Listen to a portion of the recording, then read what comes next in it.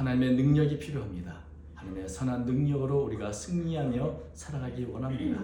주님 귀한 찬양을 통해 영광 돌려오니 주님 받으시옵고 그 곡조 있는 기도와 같이 이 찬양대로 우리의 삶 가운데 주의 능력이 주의 선한 능력이 충만하여 지기를 간절히 원합니다. 늘 승리하여 하나님께 영광 돌리게 하시고 이 땅에서는 빛과 소개의 역할을 감당하며 주의 축복의 통로요 은혜의 통로에 되는 삶을 사도록 이끌어 주옵소서. 연약한 저희들을 아시는 주님 오늘도 응답하여 주시고 선한 능력으로 채워 주옵소서. 귀한 찬양을 통해 영광을 돌려오는 우리의 찬양들을 기억해 주시고 늘 때마다 일마다 간섭하시며 더 아름답게 귀하게 사용하여 주옵소서. 마음에 선한 손 갖고 헌신하는 모든 것 아시오니 크신 은혜로 갚아 주옵소서. 오늘도 말씀을 듣는 시간입니다. 주께서 친히 이 자리에 오셔서 말씀하여 주시고 우리의 귀와 눈을 열어 주의 영광을 바라볼 수 있도록 인도해 주시옵소서. 심히 부족한 종을 아시는 주님, 이 시간에도 부족한 종을 통해 하나님의 말씀이 바르게 변되도록 인도해 주옵소서. 모든 것을 주께 의탁하오며 예수님 이름으로 기도 올려옵나이다. 아멘. 네, 지난주에 우리 선교사님, 우리 사모님과 우리 또 신학 선교를 준비하는 제자님이 오셔서 저는 이제 우리 사모님하고 과거에 팀 사역을 같이 했던 그 시절을 많이 나눴습니다. 지금 돌이켜보면 그때 참 많은 시행착오도 있었고 또 선배가 없다 보니 그 선교지에서 이런저런 많은 어려움도 겪었고 그래서 참 그런 과정을 겪으면서도 그럼에도 불구하고 교회가 세워지고 신학교에서 학생들이 훈련을 받는 참 어떻게 그런 세월을 보냈을까. 참 하나님의 정말 은혜다. 때때로 여러 어려움과 고비를 이렇게 넘을 때마다 하나님의 은혜를 좀 직접적으로 경험한 것을 생각하면서 참 그 시간이 참 소중한 기간이었구나 하는 것을 생각하게 됐습니다. 15년 정도 선교지에서 참 하나님의 은혜로 살았구나 다시 한번 느끼는 시간을 가졌는데 그러면서 생각한 게 있습니다. 이스라엘 백성들이 자신들이 광야 세월을 40년을 했거든요. 40년 동안 겪었던 광야 세월을 보면서 어떤 생각을 했을까? 우리가 지난 살면서 이제 과거의 일을 이렇게 돌이키고 추억해 보면 참 어떻게 그런 고비를 넘겼는지 그런 참 골짜기를 건넜는지 이런 생각을 할 때가 있는데 이스라엘 백성들 역시 40년 또 저마다 시간이 다르지만 자신의 광야 생활을 생각하면서 어떤 생각을 했을까 이런 생각이 궁금해졌습니다.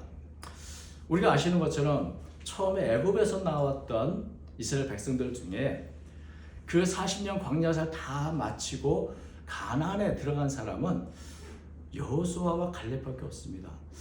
다른 사람들은 다 광야에서 생활을 마쳐야 했죠. 그렇다면 여러분, 내가 가나안 땅에 들어가지 못했으니 내 인생은 실패했다 이렇게 생각했을까요? 내가 그렇게 40년 동안 그렇게 고생했는데 결국 헛고생했구나. 가나안 땅을 들어가지도 못하고 난 죽구나 이렇게 생각했을까요? 여러분 모세도 가나안 땅에 들어가지 못했습니다. 40년 동안 그 힘겨운 광야 생활을 보냈지만 결국은 가나안 땅을 바라만 볼 뿐 들어가지는 못했죠. 그렇다면 모세는 자신의 인생을 어떻게 평가했을까요? 특별히 우리가 모세는 40년 이 젊은 시절을 애굽의 왕궁에서 왕자로 살았습니다. 40년의 왕궁에 살던 이 모세가 하나님의 부르심을 받고 40년 동안 광야에서 여러 고생과 또 여러 가지 어려운 일을 겪으면서 살아왔는데 모세는 광야의 40년 기간과 애굽의 왕자로 왕궁에서 살던 그 40년 세월 어느 게 더 행복했습니까? 라고 묻는다면 뭐라 대답할까요? 그 대답은 이미 나와 있습니다. 히브리서 11장에 있죠. 히브리서 11장 24절과 25절 보면 이렇습니다. 믿음으로 모세는 장성하여 바로의 공주의 아들의 칭함받기를 거절하고 도리어 하나님의 백성과 함께 고난받기를 잠시 죄악의 낙을 누리는 것보다 더 좋아하고. 그러니까 이 히브리서의 말씀을 보면 모세는 자기가 애굽에서 왕자로 왕궁에서 호화롭게 죄악의 즐거움을 누리는 것보다는 고생할지라도 내가 하나님의 백성과 함께 거친 광야 사는 것을 더 기쁘게 여겼고 더 좋아했다, 이렇게 말하고 있습니다. 이런 고백이 진실하다는 것은 모세가 죽기 전에 했던 고백에서도 확인할 수 있습니다. 신명기 33장 29절 말씀은 모세가 이제 40년 광야를 다 마치고 이제 죽음을 앞두고 이스라엘 백성들을 축복하고 난 후에 한 마지막 말입니다. 이렇게 말하죠. 신명기 33장 29절, 이스라엘이여 너는 행복한 사람이로다. 여호와의 구원을 이같이 얻은 백성이 누구냐? 그는 너를 돕는 방패시요 내 영광의 칼이시요 이로다. 내 대적이 네게 복종하리니 네가 그들의 높은 곳을 밟으리로다. 그러니까 이 말씀 보면 40년 광야 세월을 보낸 이 이스라엘 백성들을 향해서 어떻게 최종 평가를 내리는가? 이스라엘이여 너는 행복한 사람이다. 여호와의 구원을 너같이 얻은 백성이 누구냐? 이 고백은 저는 이스라엘 백성들을 향한 고백일 뿐만 아니라 자기 자신에게도 하는 고백이 아닐까. 너는 참 행복한 삶을 산다. 하나님의 구원을 이렇게 경험한 사람이 도대체 누구냐? 여러분 40년 광야 생활, 제가 2주 동안 하고 이제 오늘이 광야 생활 마무리라고 할 수 있는 것인데요. 40년 광야 생활을 보면 그것은 단지 가나안 땅으로 들어가는 한 과정에 불과하다고 여길 수 있습니다. 목적지가 아니었죠. 그냥 지나가는 길이었습니다. 그런데 그 40년 광야 생활이 얼마나 그렇게 힘들고 고통스러운 그런 일들이 많은지 모릅니다. 그러나 여러분, 고통스럽고 힘든 일만 있었습니까? 아닙니다. 그들은 광야에서 하나님의 직접적인 통치와 임재를 경험했습니다. 날마다 성막에 떠오르는 구름과 불기둥을 통해서, 날마다 하늘에서 내리는 만나를 통해서, 날마다 나에게 직접적으로 돌보시는 하나님을 경험할 수 있었던 그런 기간이었습니다. 성경에서 가장 많은 기적이 나타난 때가 언제인가? 바로 이 기간이었습니다. 40년 동안 가장 어렵고 힘든 기간이지만 그만큼 더 은혜로운 기간이었고 기적이 넘치는 기간이었어. 그렇기 때문에 이스라엘 백성을 향해서 너는 참으로 행복한 백성이구나. 너는 참으로 행복한 사람이다. 이렇게 모세는 말할 수 있었던 겁니다. 비록 가나안 땅에 들어가지 못했을지라도 그들은 광야에서 가나안 땅을 이미 경험했습니다. 하나님의 통치를 경험했고 하나님의 임재를 가장 가까이 경험했으니 이게 얼마나 큰 축복인가, 참 행복하다, 이렇게 말을 하고 있는 것입니다. 물론 이스라엘 백성들이 젖과 꿀이 흐르는 가나안 땅에 들어오는 것은 아주 귀한 축복입니다. 그러나 더 중요한 것은 하나님의 은혜 안에 사는 게 더 중요합니다. 하나님의 은혜에서 떠나면 가나안 땅에서 사는 게, 애굽의 왕궁에서 사는 게 과연 어떤 의미가 있겠습니까? 가나안 땅에서 죄악의 낙을 누리며 사는 것이 좋겠습니까? 아니면 차라리 광야에서 하나님의 은혜와 하나님의 보호를 겪으면서 그 은혜 가운데 사는 게 더 나은 삶이겠습니까? 어디에 사는 것보다 더 중요한 것은 하나님과 함께하며 하나님의 통치를 받으며 하나님의 백성으로 하나님의 은혜 안에 사는 것, 이것이 더 중요한 것입니다. 잘 아시는 찬송가 가사처럼 초막이든 궁궐이든 주님과 함께하는 것이 곧 하늘나라다, 이런 찬양처럼 하나님이 함께 하시는 곳, 그곳이 바로 가나안 땅이요, 그곳이 바로 천국인 것입니다. 많은 사람들이 하나님의 나라, 이 천국을 그냥 먼 미래에 들어가는 곳, 혹은 내가 죽은 후에나 들어가는 곳이라고 생각합니다만은 천국은 그렇지 않습니다. 천국은 미래의 일이면서 동시에 현재의 나라입니다. 내가 지금 살고 있는 이곳이 바로 천국인 것이죠. 천국은, 하나님의 나라는 바로 하나님의 통치가 이루어지는 모든 곳을 의미합니다. 하나님이 함께 하시고 나를 다스리시고 나를 인도하시는 삶, 그것이 바로 하나님의 나라인 것이죠. 하나님의 나라라고 이렇게 되어 있을 때 나라라고 번역된 이 단어는 사실은 왕국이라는 단어입니다. 왕국. 하나님의 나라는 왕이신 하나님이 통치하시는 왕국이라는 얘기죠. 하나님께서 왕으로 다스리는 곳, 그곳이 바로 하나님의 나라, 하나님의 왕국이고, 그 그 안에 사는 백성이 바로 하나님 나라의 백성인 것입니다. 오늘 본문은 이제 누가복음인데요. 바리새인들이 하나님의 나라를 묻습니다. 예수님께 하나님 나라에 대해서 묻습니다. 바리새인들이 예수께 물을 때 하나님의 나라가 어느 때에 임하나이까? 바리새인들이 왜 예수님께 하나님의 나라에 대해서 묻을까요? 왜냐하면 예수님께서는 처음 사역을 시작할 때부터 계속해서 강조하게 바로 하나님의 나라였습니다. 사역을 시작하면서 예수님이 하신 말씀이 뭐죠? 첫 말씀이 때가 찼고 하나님의 나라가 가까웠으니 회개하고 복음을 믿으라. 바로 이 말씀으로부터 시작했습니다. 또 많은 병자와 귀신을 고치고 나서 이렇게 또 말씀하셨죠. 누가복음 11장 20절 보면 내가 만일 하나님의 손을 힘입어 귀신을 쫓아낸다면 하나님의 나라가 이미 너희에게 임하였느니라. 그러니까 하나님 예수님께서 하신 모든 사역이나 말씀 가운데 하나님의 나라가 이미 가까이 왔고 이미 임했다는 것을 계속 가르쳤고 알렸던 겁니다. 하나님 나라가 이미 임했다. 그러니까 바리새인들이 이제 묻습니다. 아니 하나님 나라가 임한 것 같지 않는데? 세상은 변함이 없잖아. 여전히 로마 제국이 통치하고 있고 내 삶이 이렇게 빡빡하고 도대체 하나님 나라가 보이지 않는 겁니다. 자꾸 예수님은 하나님 나라가 임했다, 가까이 왔다 자꾸 말씀하는데 하나님의 나라가 임했던 표적도 보이지 않습니다. 그래서 바리새인들은 늘 예수님 만나면 표적을 보여주세요. 하나님 나라가 임했던 표적이 뭡니까? 징조가 뭡니까? 그리고 오늘은 묻습니다. 하나님의 나라가 임할 뭔가 징조가 있을 텐데 도대체 그 예수님 말씀하신 그 하나님 나라가 언제 오는 겁니까? 하나님 나라가 도대체 언제나 이 땅에 임하는 겁니까? 라고 묻습니다. 바리새인들의 질문을 보면 하나님 나라에 관심이 많은 것 같습니다. 그런데 하나님 나라는 멀리서 이렇게 외부로부터 나한테 임하는 것라고 생각하는 것을 보게 됩니다. 왜냐하면 그들이 생각하는 하나님 나라는 뭔가 세상에 큰 변혁이 일어나가지고 로마 제국은 멸망하고 강력한 군사력으로 자신의 나라 이스라엘이 회복되고 다시 한번 세워지는 그런 나라를 생각하기 때문에 도대체 그 나라가 언제 오는 거야? 라고 묻는 겁니다. 이것은 바리새인뿐 아니라 예수님의 제자들도 그랬죠.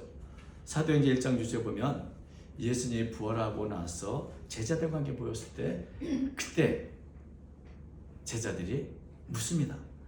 주께서 이스라엘 나라를 회복하시니 이때입니까? 바리새인과 제자들이 관심 있는 늘 하나님 나라가 언제 임하는가?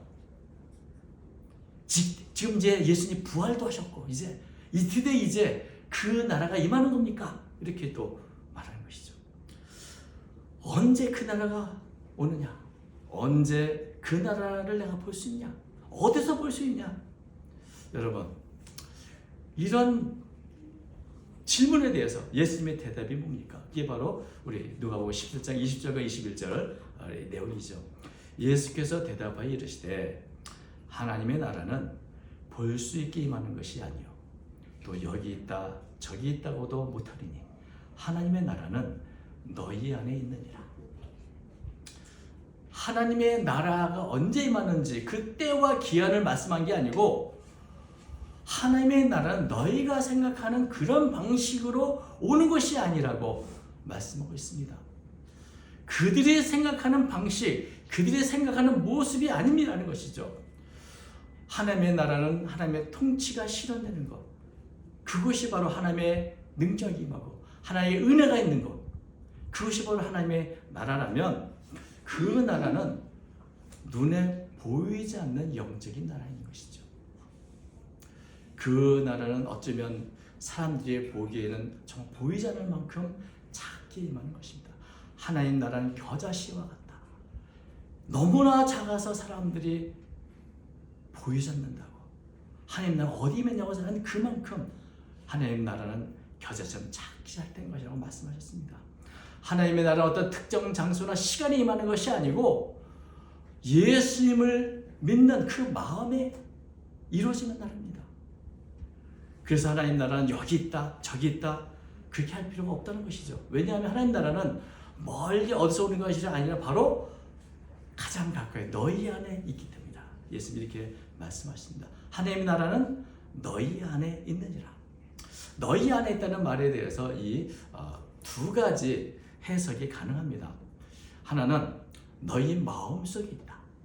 하나님의 나라는 어디 바깥에 있느냐, 바로 너희 마음속에 있다. 이렇게 번역할 수 있고요. 또 하나는 너희 가운데라고 해석할 수 있습니다. 너희 가운데 있다. 하나님의 나라는 바로 너희 가운데 있다. 이렇게 이 두 가지 해석이 다 가능한데, 하나님 나라가 너희 마음속에 있다 라고 한다면, 하나님 나라는 그렇게 물리적인 군사력, 정치력, 그렇게 물리적으로 바깥에서 드러나는 외형적으로 임하는 게 아니고 마음속에서부터 시작되는 나라다. 마음속에서부터 이루어지는 나라다. 로마서 14장 17절 보면 하나님의 나라는 먹는 것과 마시는 것이 아니요 오직 성령 안에 있는 의와 평강과 희락이라. 내 마음을 하나님께서 다스리시면 내 마음에 성령으로 말미암는 의와 평강과 희락으로 가득하게 된다. 충만하게 된다. 내 마음에 하나님 나라가 이루어진다는 것이죠. 예수를 믿으면서 내 마음이 새로워지고 달라지고 이전과는 다른 삶을 살아가는 그런 내 마음이 되는 것. 어찌 보면 여러분, 마음이 달라지지 않으면 하나님 나라가 의미가 없는 거 아니겠습니까? 외형적으로 먹고 마시고 부귀와 영화를 누리게 하나님 나라겠습니까? 내 마음에 성령으로 말미암는 의와 평강과 희락이 충만하면 그것이 하나님 나라가 임한 거 아니냐, 이렇게 생각하시겠죠? 내 마음을, 또 두 번째는 하나님의 나라는 너희 가운데 있다 라고 말할 때는, 하나님의 왕국은 어디서 시작됩니까? 왕이 있는 곳에 왕국이 있습니다. 왕이 없는 왕국은 없죠. 그런 면에서 예수는 왕으로 이 땅에 오셨고, 예수님을 통해서 하나님 왕국이 이 땅에 임했습니다. 왕이신 예수님이 오셨죠. 그래서 이 땅에 하나님의 왕국이 이루어졌습니다. 하나님은 하나님의 권능으로 모든 그 치유와 또 말씀과 병고침과 이 귀신을 쫓는 모든 사역이 바로 하나님 나라, 하나님 능력, 하나님 은혜가 이미 임했다는 것을 보여주는 그런 증거이기도 합니다. 그런데 바리새인들은 여전히 예수님의 이런 활동을 보면서도 하나님 나라가 왔다고 느끼지 않습니다. 왜? 예수님을 받아들이지 않았습니까? 예수님을 그리스도로 믿지 않으니까. 그래서 예수님께 도대체 하나님 나라가 언제 임하느냐 묻지만, 예수님은 뭐라고 되십니까? 하나님의 나라는 이미 너희 가운데 있다. 바로 왕이신 예수님이 우리 가운데 있으니 이 예수님을 통해서 하나님 나라는 이미 와 있다. 문제는 뭡니까? 그 왕이신 예수님을 받아들이는 순간 이제 하나님 나라를 경험하게 되거나, 이런 의미로 볼 수 있는 것입니다. 이 두 가지 해석이 다 가능합니다. 근데 저는 이 두 가지 해석보다 좀 더 중요한 부분이 있다고 생각합니다. 그것은 예수님의 대답에서 가장 중요한 부분은 하나님의 나라가 너희 안에 있다, 혹은 너희 마음에 있다 라고 할 때 이것을 과거형이나 미래형이라 현재형으로 말씀하는 거예요. 하나님의 나라는 너희 안에 있느니라. 그러니까 현재형. 이미 하나님 나라가 완전히 이루어진 나라로서 있는 것이 아니고, 또 앞으로 미래 이루어질 나라가 아니라 바로 현재 이루어지는 나라. 예수를 모심과 동시에 하나님과 관계를 맺는 그 동시에 내 안에서 이루어지는 나라라는 것입니다. 여러분, 하나님의 나라는 현재형입니다. 과거나 미래가 아니라 내가 예수님을 오늘 내가 모시고 사는 현재 시간이 바로 내 마음에, 나의 삶이 하나님의 나라가 나의 안에 있는 시간이 되는 것입니다. 하나님 나라는 어떤 추상적인 개념이 아니라 정말 예수님을 통해서 구체적으로 실현되는 나라인데, 과거의 일이 아니고 앞으로 미래에 이뤄질 날이 아니라 바로 내가 현재 존재하는 그 나라 안에 사는 것입니다. 이게 중요하다는 것이죠. 하나님 예수님을 모시는 순간부터 우리는 이제 하나님 나라 안에서 살게 됩니다. 죽은 후에 하나님 나라를 누리는 게 아니라 현재 하나님과의 관계를 갖는 순간부터 내가 누리는 나라, 내 마음이, 나의 삶이 하나님의 통치를 받고 하나님의 은혜 안에를 경험하며 사는 것, 이게 바로 하나님의 나라가 되는 것입니다. 예수를 믿으면 우리는 전혀 새로운 삶을 경험하게 됩니다. 기존의 가치관에서 벗어나게 되고 하나님이 준 새로운 가치관을 갖고 이 세상을 살아가는 것, 그것이 바로 하나님의 나라의 모습인 것이죠. 물론 우리는 예수님의 재림을 기다립니다만 예수님의 재림에 임하시는 그날에 하나님 나라가 임하는 것이 아니고 그 날에는 하나님 나라가 완성되는 겁니다. 내가 지금 하나님의 나라를 누리고 있다가 예수님이 오시는 그날 우리는 완성된 하나님의 나라 안에 있게 되는 것이죠. 그래서 사실은 하나님 나라는 과거, 현재, 미래가 다 우리 안에 하나님 나라가 있는 것입니다. 현재는 언제나 미래와 연결되어 있는 것이죠. 하나님 나라는 우리 안에 있다. 내가 지금 하나님의 통치를 받고 하나님과의 관계를 맺고 사는 그 순간부터 나는 하나님 나라의 백성으로서 하나님 나라를 경험하며 살고 있는 것입니다. 내가 하나님의 나라 안에 살 때 내 마음에 성령이 주시는 평안을 누릴 수 있고 나의 삶이 이전과는 다른 사랑이 충만하고 은혜가 충만한 그런 삶을 살아가는 하나님 나라의 삶이 이루어지는 것입니다. 이스라엘 백성들이 하나님의 백성이 된 것은 가나안 땅에 들어가서 비로소 하나님의 백성으로서 그 삶을 경험하는 것이 아니고 하나님의 말씀을 따라 애굽에서 나오는 그 순간부터 하나님의 백성으로 살아가는 겁니다. 때로는 실수하고 하나는 원망하고 때로는 불평하지만 그래도 여전히 그든 하나님의 백성으로서 하나님의 은혜를 맛보며 하나님의 통치를 살게 되는 것처럼 우리가 예수를 믿는 순간부터 이제는 하나님 나라의 백성으로 우리는 살게 되는 것입니다. 아멘. 여러분, 우리는 저 멀리 천국에 가서야 비로소 나는 이제 하나님의 백성으로 하나님의 은혜를 누리며 사는 거라, 그렇게 생각하지 마십시오. 이스라엘 백성들이 가나안 땅에 들어서야 비로소 하나님의 백성으로 하나님의 은혜로 사는 것이 아니고 출애굽할 때 광야 생활 자체가 하나님의 은혜를 누리며 그들도 인정하지 않았지만 여전히 하나님의 보호를 받고 하나님의 은혜를 받고 가장 행복한 삶을 살았던 것처럼 하나님의 통치를 받으면서 살아가는 이 순간이 내가 하나님의 나라의 삶을 사는 것이고 가장 행복한 삶을 살고 있는 것입니다. 우리가 인정하든 인정하지 않든. 여러분, 하나님의 다스림을 받을 때 하나님의 은혜를 경험하게 됩니다. 하나님의 축복을 받게 됩니다. 하나님의 능력을 우리는 경험하며 우리가 생각하지 못하는 그런 놀라운 하나님의 은혜를 늘 받고 살고 있는 것입니다. 우리가 그것이 눈에 보이지 않는다, 우리가 그것을 내가 직접적으로 경험하지 못한다 생각할지 모르지만 이스라엘 백성들 보십시오. 광야에서 늘 불평했지만 40년 세월 자체가 하나님의 은혜로 충만한 시간이 아니었습니까? 우리가 가장 힘들고 어려울 그때 하나님은 어디 계셨습니까? 우리 가까이, 가장 가까이 계셔서 우리의 모든 것을 돌보고 계셨습니다. 여러분, 저도 제가 예수를 믿고 살았던 삶을 한번 돌아보니 참 예수를 믿고 내 삶이 많이 변했다는 것을 알게 됩니다. 때로는 거칠고 실수 많고 그런 삶을 살았지만 그럼에도 불구하고 그 모든 순간을 감쌌던 하나님의 은혜, 하나님의 능력을 우리는 경험했다는 것을 생각하게 됩니다. 우리가 하나님의 보호와 인도를 늘 받고 있으면서도 깨닫지 못하고 살아가는구나, 아마도 이스라엘 백성들이 40년 세월 그렇게 살았구나 하는 생각도 듭니다. 여러분, 예수를 믿는 사람들은 이미 하나님 나라 안에 살고 있습니다. 이미 하나님의 은혜 안에 사는 행복한 사람들. 그러게 우리는 늘 이런 고백을 해야 합니다. 하나님의 나라는 어디에 있습니까? 우리 안에 있다. 내 안에 있다. 내 안에 하나님 나라가 이루어졌다. 여러분, 이런 고백 하실 수 있죠?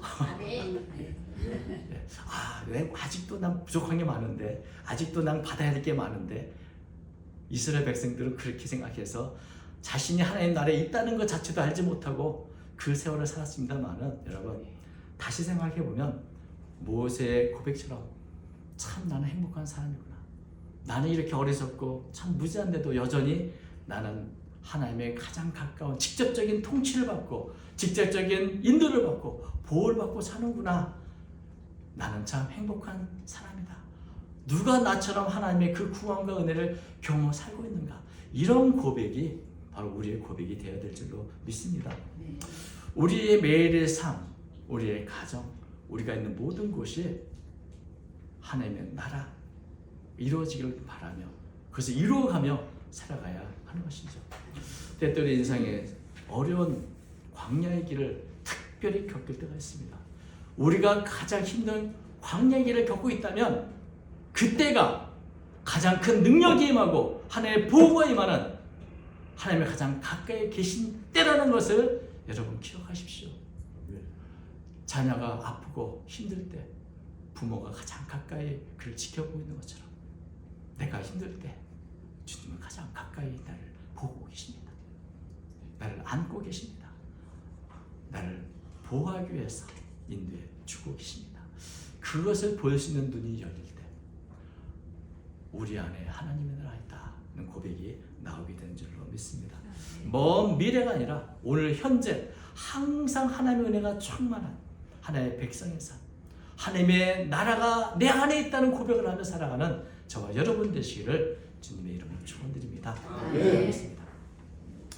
거룩하신 하나님 아버지, 우리가 하나님의 나라 안에 있으면서도 그것을 깨닫지 못하고 살 때가 많이 있습니다. 여전히 하나님의 은혜와 하나님의 보호와 하나님의 인도가 함께 하는데도 우리는 그저 먼 미래에나 그런 축복을 받는다고 생각할 때가 많이 있습니다. 나의 어리석음과 부족함과 무지함에도 불구하고 여전히 하나님은 예수를 믿는 우리 안에 임하셔서 가장 가까이에 가장 직접적으로 우리의 삶을 통치하시고 인도하여 주신 줄 믿습니다. 예수 안에서 누리는 이 기쁨과 이 행복을 우리가 깨달아 알도록 인도해 주시고 이 땅에서 하나님 나라를 누리며 이 삶이 영원히 계속되게 하여 주시옵소서.